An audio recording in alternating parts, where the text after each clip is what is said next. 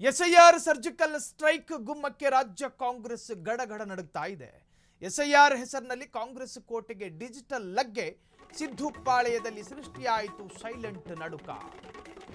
West Bengal ಕಳೆದುಕೊಂಡ ಬೆನ್ನಲ್ಲೇ ಕಾಂಗ್ರೆಸ್ಸಿಗೂ ಭಯ ಶುರುವಾಯಿತು. ಎಸ್ಐಆರ್ ಹೆಸರಿನಲ್ಲಿ ಕಾಂಗ್ರೆಸ್ ಕೋಟೆಗೆ ಡಿಜಿಟಲ್ ಲಗ್ಗೆ, ಸಿದ್ದರಾಮಯ್ಯರ ಪಾಳೆಯದಲ್ಲಿ ಈಗ ಸೃಷ್ಟಿಯಾಯಿತು ಸೈಲೆಂಟ್ ನಡುಕ.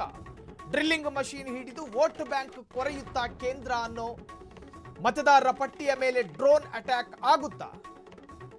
ಸಿದ್ದು ಸರ್ಕಾರಕ್ಕೆ ಎದುರಾಯಿತ ಡಿಜಿಟಲ್ ಯಮಪಾಶ.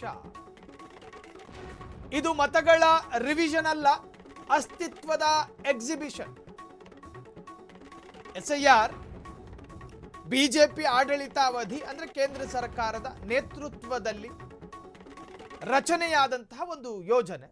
ಈ ಎಸ್ಐಆರ್ ಮುಖೇನ ಏನೇನು ಮಾಡಬಹುದು? ಸರಿ, ಉದಾಹರಣೆಗೆ ಒಬ್ಬ ಮತದಾರ ಪೀಣ್ಯದಲ್ಲಿ ಓಟ್ ಹಾಕ್ತಾನೆ. ಪೀಣ್ಯದಲ್ಲಿ ಓಟ್ ಹಾಕಿದ ದಿವಸನೇ ಯಶವಂತಪುರಕ್ಕೆ ಬಂದು ಅಲ್ಲೊಂದು ಓಟ್ ಹೊತ್ತಾನೆ.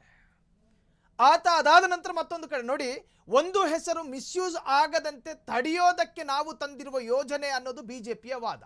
ಆದರೆ ಇದನ್ನು ವಿರೋಧ ಮಾಡುವ ಎಡಪಂಥೀಯ ಪಕ್ಷಗಳು ಹೇಳ್ತಾವೆ, ಬಿಜೆಪಿಗೆ ಬೆಂಬಲಿತವಾದ ವೋಟರ್ಗಳನ್ನು ಬಿಟ್ಟು ಉಳಿದ ಪಕ್ಷಗಳ ಬೆಂಬಲಿತವಾದ ಮತದಾರರು ಇರ್ತಾರೆ ನೋಡಿ, ಅವರನ್ನ ರೇಖಿ ಮಾಡಿಕೊಂಡು ಅವರನ್ನ ವೋಟರ್ ಲಿಸ್ಟ್ ಅಂತ ತೆಗೆಯುವಂತಹ ಪ್ಲಾನು ಇದು ಕಾಂಗ್ರೆಸ್ಸಿನ ಆರೋಪ.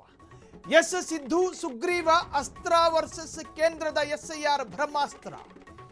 ಕೇಂದ್ರದ ಸರ್ಜಿಕಲ್ ಸ್ಟ್ರೈಕ್ ತಡೆಯೋದಕ್ಕೆ ರಾಜ್ಯದಿಂದ ಪ್ಯಾರಲರ್, ಅದಕ್ಕೊಂದು ಪರ್ಯಾಯ ಮಾರ್ಗ. ಸಿದ್ದು ಡಿಕೆಶಿ ಸುಗ್ರೀವ ಪ್ಲಾನ್, ಕೇಂದ್ರದ ಅಸ್ತ್ರಕ್ಕೆ ರಾಜ್ಯ ಪ್ರತಿತಂತ್ರ. ಎಸ್ಐಆರ್ ತಡೆಯೋದಕ್ಕೆ ರಾಜ್ಯದಿಂದಲೇ ಸಮಗ್ರ ಪರಿಷ್ಕರಣೆ ಘೋಷಣೆ. ಪ್ರಗತಿಪರ ಸಂಘಟನೆಗಳ ಸೈನ್ಯ ಕಟ್ಟಿ ಹಳ್ಳಿ ಹಳ್ಳಿಗೆ ಕಾಂಗ್ರೆಸ್ ಬಿಎಲ್ಒಗಳ ಲಗ್ಗೆ. ಕಾನೂನು ಬಲಕ್ಕಾಗಿ ಸುಗ್ರೀವಾಜ್ಞೆ ತಯಾರಿ. ಚುನಾವಣಾ ಆಯೋಗದ ವಿರುದ್ಧವೇ ತೊಡೆ ತಟ್ಟಿದ ರಾಜ್ಯ ಸರ್ಕಾರ. ನಮ್ಮ ಗದ್ದೆನ ಕೇಂದ್ರದವರು ಬಂದು ಕ್ಲೀನ್ ಮಾಡೋದು ಬೇಡ, ನಮ್ಮ ಹಿತ್ತಲು ಮನೆಯನ್ನು ನಾವೇ ಗುಡಿಸೋಣ.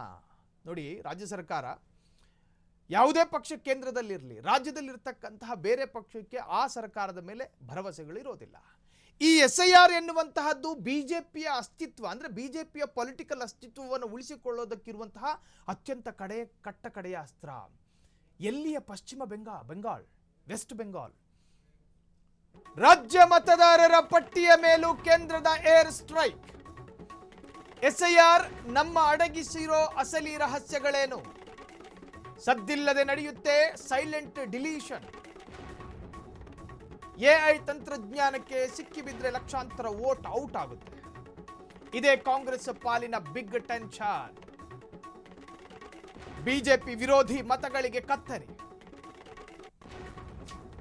ಬಂಗಾಳದಂತೆ ಇಲ್ಲೂ ಅಲ್ಪಸಂಖ್ಯಾತರ ವೋಟು ಡಿಲೀಟ್ ಆಗುತ್ತೆ. ಹಳೆಯ ದಾಖಲೆಗಳಿಲ್ಲದ ಬಡವರು ಮತದಾನದ ಹಕ್ಕನ್ನೇ ಕಳೆದುಕೊಳ್ತಾರಾ? ಕಾಂಗ್ರೆಸ್ಸಿನ ಘೋಸ್ಟ್ ವೋಟರ್ಸ್ ಬೇಟೆಯಾಡುತ್ತಿದೆಯಾ ಎಸ್ಐಆರ್?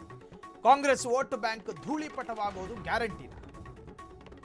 ಕೇಂದ್ರದ ಹೈಟೆಕ್ ಅಸ್ತ್ರಕ್ಕೆ ಸಿದ್ದು ಹಳೆಯ ತಂತ್ರಗಳು ವರ್ಕೌಟ್ ಆಗುತ್ತೆ. ನಿಮಗೆ ಉದಾಹರಣೆ ಹೇಳ್ಬಿಡ್ತೀನಿ. ವೆಸ್ಟ್ ಬೆಂಗಾಲ್ನಲ್ಲಿ 7,98,00,000 ಮತದಾರರಿದ್ರು. ಎಸ್ಐಆರ್ ನಮ್ಮನ್ನ ಅಡಗಿಸಿಡುವಂತಹ ಅಸಲಿ ರಹಸ್ಯಗಳನ್ನು ಹೇಳ್ತಾ ಇದ್ದೀವಿ. ಅಂದ್ರೆ ಯಾವ ವೆಸ್ಟ್ ಬೆಂಗಾಲ್ನಲ್ಲಿ ಎಸ್ಐಆರ್ನ ಭಾಗವಾಗಿ 91 ವೋಟರ್ಸ್ಗಳ ಹೆಸರುಗಳು ಕಣ್ಮರೆಯಾಯಿತು, ಅದಾದ ನಂತರ ಕಾಂಗ್ರೆಸ್ ನಡುಕ ಶುರುವಾಗಿರೋದು. ಈ 91 ಲಕ್ಷ ಮತದಾರರ ಹೆಸರಿದಾವಲ್ಲ, ಇವೆಲ್ಲವೂ ಅಲ್ಲಿನ ದೀದಿ ಪಾರ್ಟಿಗೆ ಬೆಂಬಲಿತವಾದ ವೋಟರ್ಸ್ ಅನ್ನೋದೇ ಆತಂಕ. ಈಗ ಅಲ್ಪಸಂಖ್ಯಾತರ ಮತವೂ ಕೂಡ ಕಳಚುವ ಸಾಧ್ಯತೆ ಇದಾವೆ ಈ ಎಸ್ಐಆರ್ ಮುಖಾಂತರ. ಕಾಂಗ್ರೆಸ್ಸಿನ ಘೋಸ್ಟ್ ವೋಟರ್ಸ್ ಬೇಟೆಯಾಡುತ್ತಿದೆಯಾ ಎಸ್ಐಆರ್? ಕಾಂಗ್ರೆಸ್ ವೋಟು ನೋಡಿ, ಕರ್ನಾಟಕದಲ್ಲಿ ಎಸ್ಐಆರ್ ಇನ್ನು ಜಾರಿಯಾಗಿಲ್ಲ. ಈ ಬಗ್ಗೆ ಹೆಚ್ಚಿನ ಡೀಟೇಲ್ಸ್ ಅನ್ನು ಪಡೆಯೋಣ.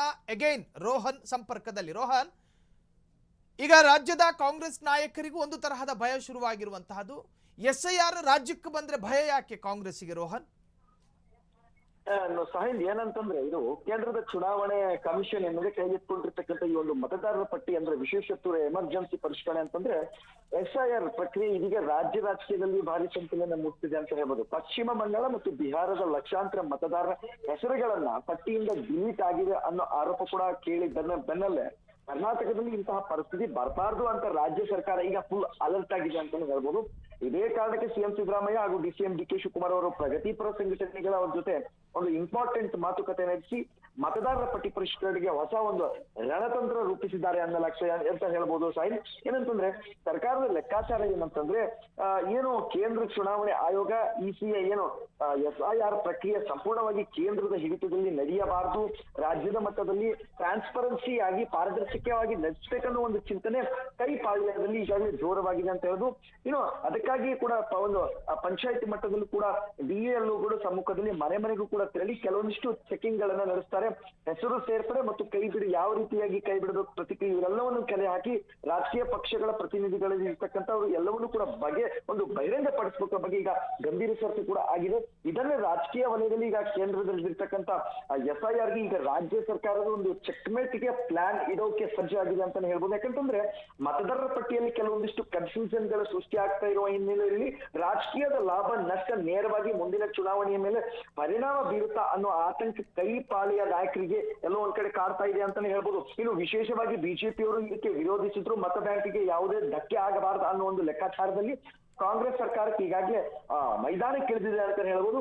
ಇನ್ನು ಇದು ದೊಡ್ಡ ವಿಚಾರ ಏನಂತಂದ್ರೆ ಇದು ಸಂಪೂರ್ಣವಾಗಿ ಕಾನೂನು ಬಲ ಕೊಡುವ ಒಂದು ಸುಲಭವಾಗಿ ಸುಗ್ರೀವಾಜ್ಞೆ ಹೊರಡಿಸುವ ಒಂದು ಆಯ್ಕೆಯೊಂದಿಗೆ ಕೂಡ ಈಗಾಗಲೇ ಸರ್ಕಾರ ಗಂಭೀರವಾಗಿ ಇದನ್ನ ಪರಿಗಣಿಸಲಾಗ್ತಾ ಇದೆ ಅಂತಾನೆ ಹೇಳ್ಬೋದು. ಮತದಾರರ ಪಟ್ಟಿ ಪರೀಕ್ಷೆಗೆ ಕೇವಲ ಒಂದು ಅಡ್ಮಿನಿಸ್ಟ್ರೇಷನ್ ಪ್ರೊಸೀಜರ್ ಆಗಬಾರ್ದು, ಕಾನೂನು ರಕ್ಷಣೆ ನೀಡುವಂತಹ ವ್ಯವಸ್ಥೆ ರೂಪಿಸುವ ಒಂದು ಚಿಂತನೆ ನೀಡಬೇಕು ಅನ್ನೋ ನಿಟ್ಟಿನಲ್ಲಿ ಇದರಿಂದ ಮುಂದಿನ ದಿನಗಳಲ್ಲಿ ಕೇಂದ್ರ ಮತ್ತು ರಾಜ್ಯ ಸರ್ಕಾರ ಮಧ್ಯೆ ಮತ್ತೊಂದು ರಾಜಕೀಯ ಸಂಘರ್ಷಕ್ಕೆ ವೇದಿಕೆ ಆಗುತ್ತಾ ಅನ್ನೋ ಪ್ರಶ್ನೆ ಈಗ ಸದ್ಯಕ್ಕೆ ಕೇಳಿ ಬರ್ತಾ ಇದೆ. ಇನ್ನು ಬಿಜೆಪಿ ವಲಯದಲ್ಲೂ ಕೂಡ ಈ ಬೆಳವಣಿಗೆ ತೀವ್ರ ಚರ್ಚೆಗೆ ಗ್ರಾಸವಾಗ್ತಾ ಇದೆ. ಕಾಂಗ್ರೆಸ್ ಸರ್ಕಾರ ಮತದಾರರ ಪಟ್ಟಿಯನ್ನು ತನ್ನ ಅನುಕೂಲಕ್ಕಾಗಿ ಬಳಸಿಕೊಳ್ಳಲು ಯತ್ನಿಸ್ತಾ ಇದೆಯಾ ಅನ್ನುವಂತಹ ಪ್ರಶ್ನೆ ಉದ್ಭವ ಆಗುತ್ತೆ. ಇನ್ನು SIR ಹೆಸರಿನಲ್ಲಿ ರಾಜಕೀಯ ಲಾಭದ ಲೆಕ್ಕಾಚಾರ ಈಗಾಗಲೇ ಶುರುವಾಯ್ತಾ ಅನ್ನೋ ಪ್ರಶ್ನೆ ಸಹಜವಾಗಿ ಬರುತ್ತೆ. ಇನ್ನು ಬಿಜೆಪಿ ನಾಯಕರು ವ್ಯಕ್ತಪಡಿಸಿರುವಂತೆ ಕೆಲವೊಂದಿಷ್ಟು ಮಾಹಿತಿ ಪ್ರಕಾರ ಮುಂದಿನ ದಿನಗಳಲ್ಲಿ ಪಟ್ಟಿ ಪರಿಷ್ಕರಣೆ ಏನಿದೆ ಕೇವಲ ಆಡಳಿತಾತ್ಮಕ ವಿಚಾರವಾಗದೆ ಒಂದು ದೊಡ್ಡ ರಾಜಕೀಯ ಅಸ್ತ್ರವಾಗುವ ಲಕ್ಷಣ ಕೂಡ ಗೋಚರವಾಗಿ ಕಾಣಿಸ್ತಾ ಇದೆ ಅಂತಾನೆ ಹೇಳ್ಬೋದು ಸಾಹಿಲ್. ಥ್ಯಾಂಕ್ ಯು ರೋಹನ್ ತಮ್ಮೆಲ್ಲ ಡೀಟೇಲ್ಸ್ಗೆ.